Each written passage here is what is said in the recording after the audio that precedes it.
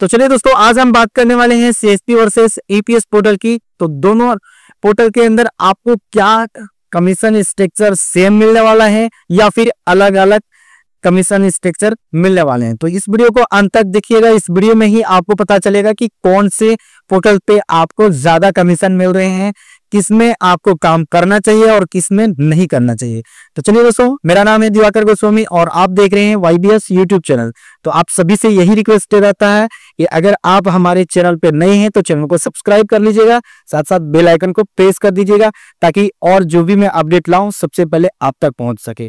तो चलिए दोस्तों, वीडियो शुरू करते हैं। वीडियो शुरू करने से पहले एक चीज और मैं आपको बता दूं, अगर हो सके तो आप इस वीडियो को ज्यादा से ज्यादा शेयर कीजिएगा ताकि और लोगों तक ये वीडियो पहुंच सके। चलिए दोस्तों, सबसे पहले हम बात करते हैं एईपीएस की। तो एईपीएस के अंदर आप जो भी ट्रांजैक्शन करते हैं उसमें आपको क्या कमीशन मिलते हैं। तो चलिए मैं आपको कैलकुलेट करके बताता हूं कि यहाँ आपको क्या कमीशन मिलेंगे। सबसे पहले आप देख सकते हैं, अगर आप एईपीएस एंड सीएसपी के अंदर ट्रांजैक्शन करते हैं तो दोनों में आधार इनेबल पेमेंट सिस्टम के जरिए पेमेंट विड्रॉल करते हैं तो दोनों में सेम कमीशन देखने को मिल जाएंगे। कैसे मिलेंगे आपको मैं बताता हूं। कुछ थोड़ा सा अंतर होते हैं लेकिन दोनों में सेम होते हैं।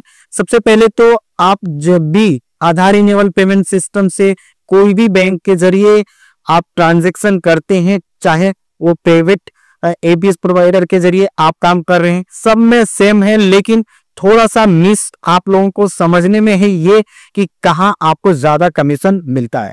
तो यहां अभी देख सकते हैं 3000 से लेकर के 10,000 के बीच में कुछ भी ट्रांजैक्शन आप करते हैं तो आपको 30% तक कमीशन मिलते हैं। अगर उसका परसेंटेज निकालते हैं तो यहाँ 30% का 15 रुपए होते हैं। मान लीजिए अगर आपको 15 रुपए एनपीसीआई की तरफ से मिल रहा है कमीशन, तो जो भी आपको प्रोवाइड किया है कंपनी, आपको अगर सीएसपी प्रोवाइड किया है उस कंपनी आपसे लगभग 4 रुपए या 5 रुपए वो भी रखेंगे कि 15 रुपए में से 30% का अगर उसमें भी चार्जेस वगैरह जो भी वो उस काट करके आपका ले बीसी डिडक्शन जो होती है वो 30% हो जाते हैं।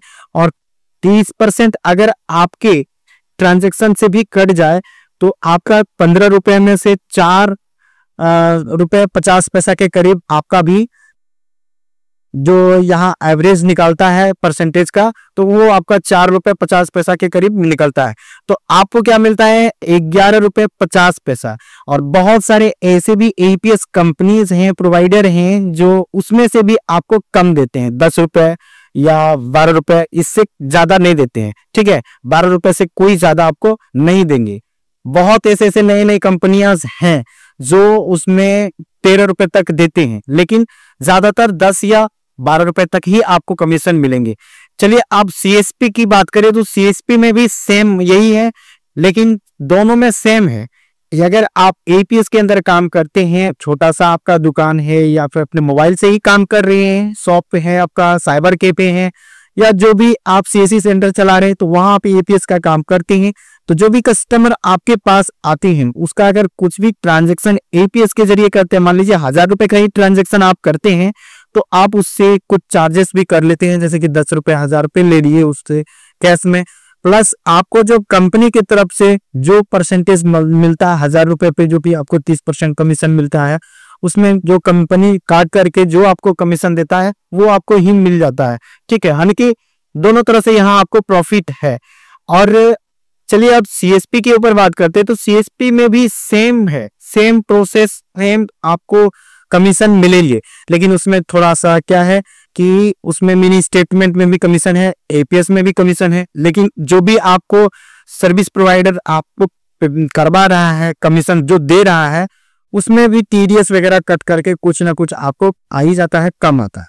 लेकिन अगर आप सीएसपी अगर लेते हैं तो आप यहाँ पासबुक प्रिंट कराते हैं तो उसमें भी आपको कुछ कमीशन मिलते हैं, उसमें जो भी कमीशन आता है उसमें भी टीडीएस कटता है।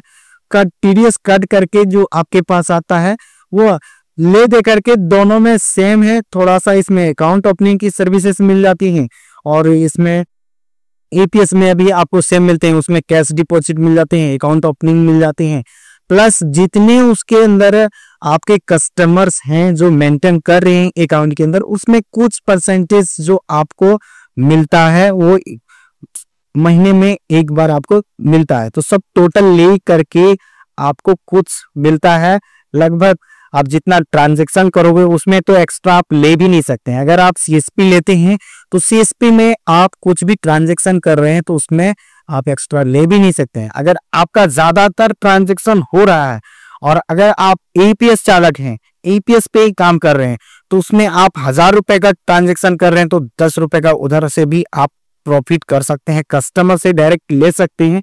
लेकिन हालांकि ये लेना लीगल नहीं है, अनलीगल है, लेकिन बहुत लोग देते हैं और जब कस्टमर दे रहे हैं तो मर्चेंट क्यों नहीं ले, तो ले रहा है, सबका भी चल रहा है, कोई दिक्कत नहीं है। लेकिन आप यहाँ 10 रुपए 1000 पे ले रहे हैं, 1 लाख रुपए का ट्रांजेक्शन किए तो आपका कितना हो गया, आप देख सकते हैं कि 1 लाख का ट्रांजेक्शन पे आपको यहाँ भी प्रॉफिट हो रहा है, कमीशन भी आ रहा है, प्लस आप इसमें मनी ट्रांसफर करते हैं तो उसमें भी आपको अलग से कमीशन मिल जाती है। बहुत सारा आपको प्रॉफिट यहाँ एपीएस के अंदर मिल रहे हैं। तो हालांकि दोनों में कोई अंतर है नहीं, कमीशन के स्ट्रक्चर के अंदर बहुत अच्छे हैं, एपीएस भी है, पोर्टल जो चला रहे हैं उसमें भी अच्छा कमीशन मिल रहा है। हाँ, लेकिन अब जो है सीएसपी अगर जो भी लेने के सोच रहे हैं तो उसके लिए कुछ बेनिफिट्स नहीं है, क्योंकि ऑलरेडी पहले से ही आपके अगल बगल सीएसपी खुला होगा तो वो पहले से कस्टमर को पहले से वो कंज्यूम करके रखा है, कि पूरा कस्टमर वो बना के रखा है, कस्टमर बेस बना के रखा है, तो उसको कोई दिक्कत है ही नहीं। उसके अंदर ट्रांजैक्शन होगा, वो जो उसके अंदर मेंटेन कर रहे हैं कस्टमर पेमेंट, उससे भी कमीशन उसको मिल रहा है, प्लस इस ट्रांजैक्शन कर रहे हैं। लेकिन सीएसपी के अंदर ज्यादातर आपको प्रॉब्लम ये होती है कि आपको पीएमजीवाई इंश्योरेंस वगैरह वगैरह आपके ऊपर टेंशन देते ही रहेंगे और आप काम करेंगे, ठीक है। तो ज्यादातर बहुत सारा दिक्कत है सीएसपी के अंदर, मेंटेन करना बहुत पॉसिबल नहीं है, ठीक है। लेकिन एपीएस का अगर आप काम करते हैं, अपने मन मर्जी के मालिक हैं, वही काम करना है करो, नहीं करना है जितना कमाना है कमाओ, कोई दिक्कत नहीं है।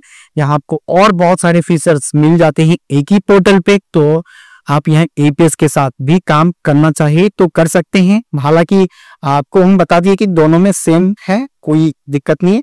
प्लस अगर आप अकाउंट ओपनिंग की सर्विसेज चाहते हैं, एपीएस आप काम कर रहे हैं, एपीएस आपके पास है, आप अकाउंट ओपनिंग की सर्विसेज नहीं दे पा रहे हैं, तो आप हमसे जुड़ सकते हैं। कोटक महिंद्रा बैंक का बीसी आप ले सकते हैं।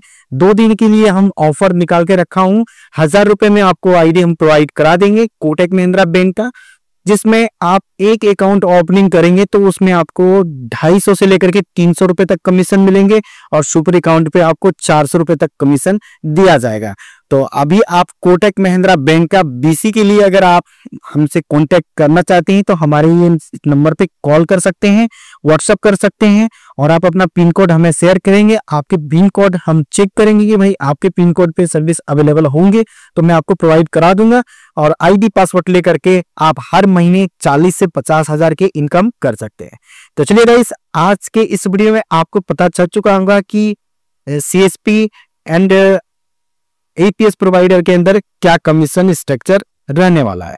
तो दोनों में सेम है, कोई दिक्कत नहीं है, थोड़ा सा सर्विसेज के अंदर डिफरेंट है, थोड़ा कम ज्यादा है, लेकिन हाँ एपीएस भी बहुत ही अच्छा परफॉर्मेंस अभी कर रहे हैं और काम अच्छा से हो रहे हैं, और लोग एपीएस आईडी लेकर के भी काम कर रहे हैं और अच्छा खासा इनकम कर रहे हैं।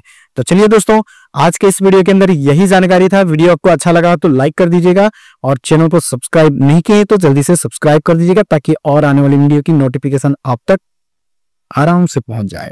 आप याद रखिए, अगर आप भी लेना चाहते हैं कोटक महिंद्रा बैंक का BC and NSDL payment bank का सीएसपी, तो आप हमसे कांटेक्ट कर सकते हैं। भारत के कोई भी स्टेट डिस्ट्रिक्ट से है तो आप हमसे कांटेक्ट कीजिए, हमारा नंबर आपको स्क्रीन पे दिख रहा होगा, आपको आईडी पासवर्ड मिल जाएंगे।